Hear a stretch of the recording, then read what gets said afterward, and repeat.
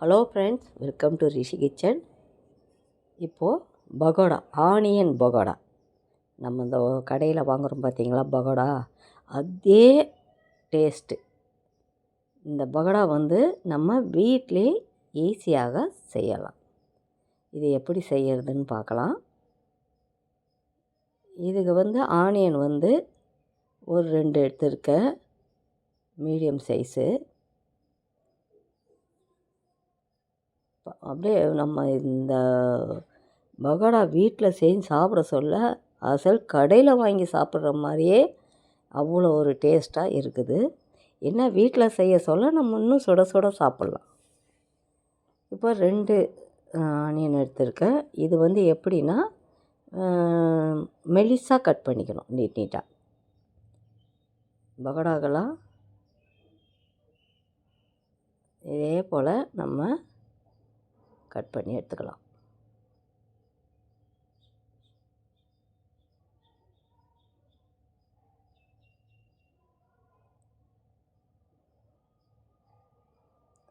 இப்போது இந்த மாதிரி உதிர்த்து விட்டு இந்த மாதிரி வெங்காயத்தை ரெடி பண்ணிக்கலாம்.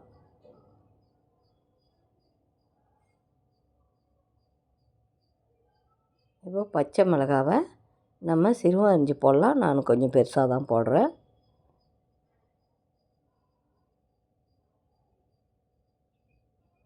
இப்போ பூண்டு ஒரு 10 பல் பூண்டு. நம்ம இஞ்சி பூண்டு பேஸ்ட்டு போடக்கூடாது, இதே போல் நசுக்கி போட்டுக்கலாம்.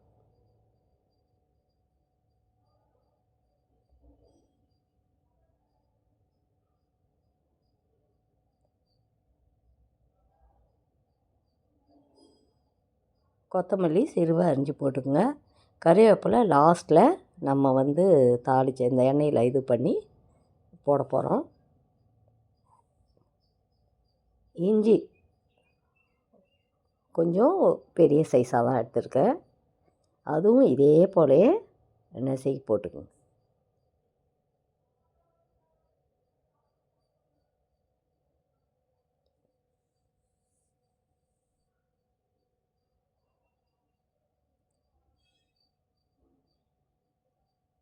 இப்போது 200 கிராம் கடல மாவு எடுத்திருக்கேன்.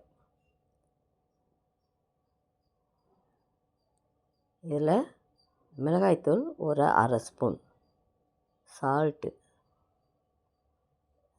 மிளகு ஜீரக பவுட்ரு ஒரு 1/4 ஸ்பூன்,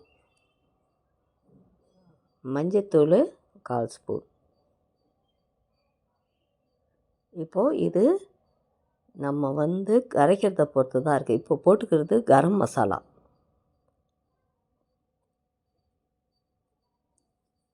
இப்போ நம்ம இந்த பஜ்ஜி மாவுக்கு நம்ம கரைக்கிறோம் பார்த்திங்களா, அதை விட கொஞ்சம் திக்காக கொஞ்சம் கரைச்சி எடுத்துக்கலாம். இப்போ நல்லா கலந்து விட்டுட்டு இப்போ நம்ம அரிஞ்சு வச்சுக்கிறது எல்லாமே இதில் சேர்த்துக்கணும்.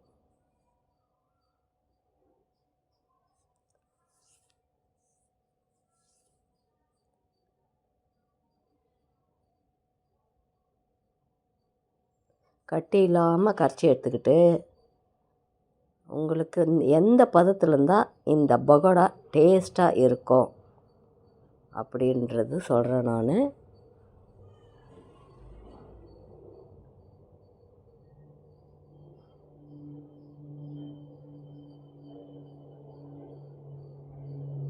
இந்த பதம் இருக்கணும்.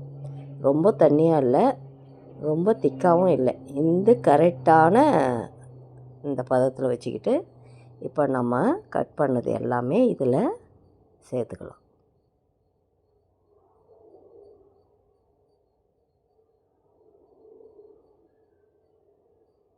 போட்டு நல்லா கலந்துட்டு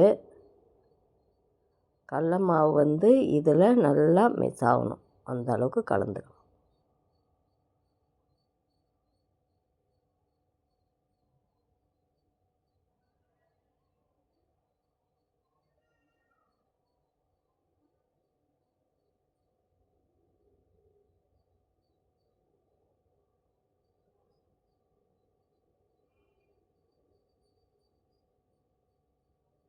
ஒரு 2 நிமிஷம் மூடி வச்சுடுவோம்.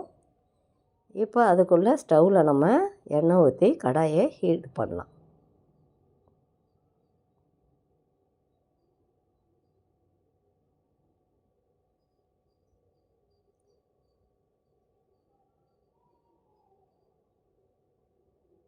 இப்போ நம்ம பகோடா ரெடி பண்ணோம் பார்த்திங்களா, அதை எடுத்து மொத்தையாக போடக்கூடாது, அப்படியே உதிரி உதிரியாக போடணும்.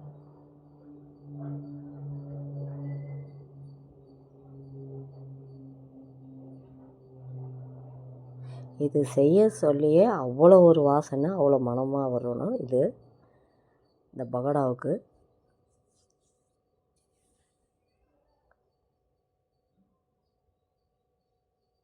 இப்போ லைட்டாக நம்ம திருப்பி விட்டு செய்யணும்.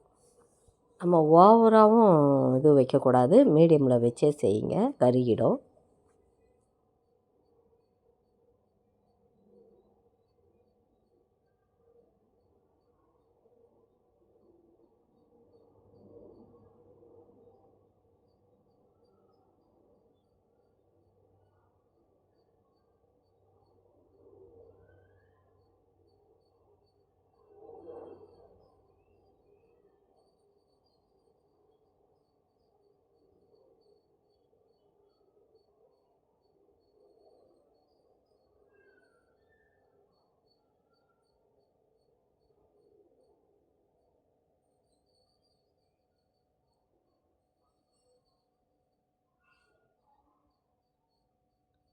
இப்போ பாருங்கள், பகோடா எந்த அளவுக்கு என்ன கலரில் வந்திருக்கு பாருங்கள்.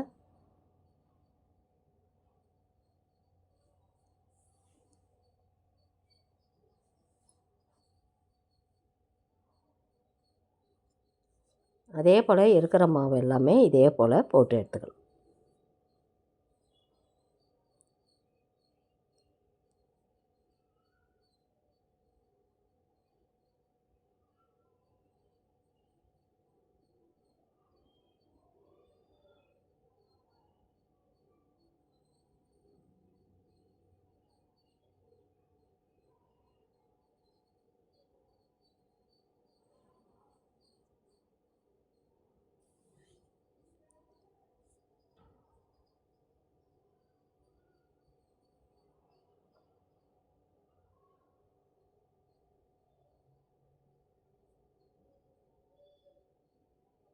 இப்போ கடையில் விற்கிற பகோடா மாதிரியே நம்ம வீட்டில் சுட சுட பகோடா ரெடி ஆகிடுது. கண்டிப்பாக ஃப்ரெண்ட்ஸ், இது உங்களுக்கு பிடிக்கும்.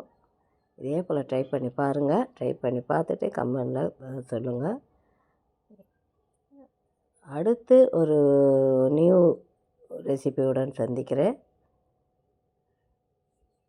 இந்த வீடியோ பிடிச்சிருந்தா உங்களுக்கு லைக் பண்ணுங்கள், ஷேர் பண்ணுங்கள், சப்ஸ்கிரைப் பண்ணுங்கள். லாஸ்ட்டாக கறிவேப்பிலை இதே போல் தாளித்து போட்டு கம்மன்னு சுட சுட பகோடாவை சாப்பிட்டு பாருங்கள். தேங்க்ஸ் ஃபார் வாட்சிங்.